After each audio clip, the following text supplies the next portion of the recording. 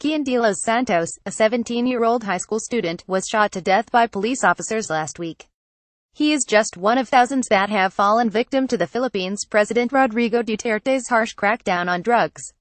Yet his death has sparked a new wave of outrage across the country, with many finally speaking out and calling for an end to the killings. According to police officials, de los Santos was in his hometown of Caloocan City last Tuesday, when he pulled out a gun and opened fire when he saw officers approaching as part of an anti-drug raid.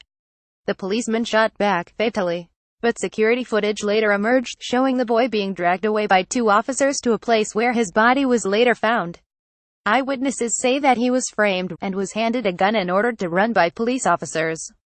According to reports, rogue Philippine police have in the past been accused of framing, extorting and murdering people under the cover of the recent anti-drug campaign. De los Santos' family says he was mercilessly shot by police while pleading for his life.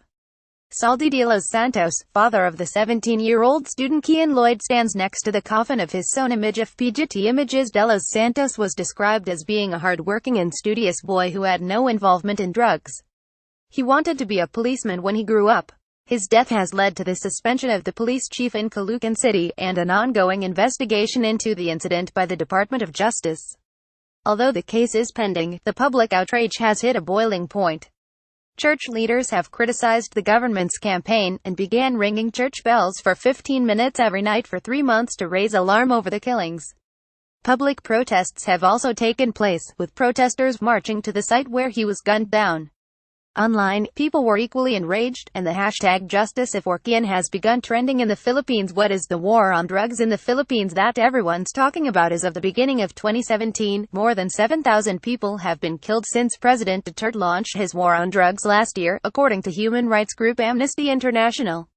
The controversial campaign was aimed at wiping out the drug trade in the Philippines, but has resulted in a huge number of deaths. Amnesty have also accused Philippine police of planning extrajudicial killings.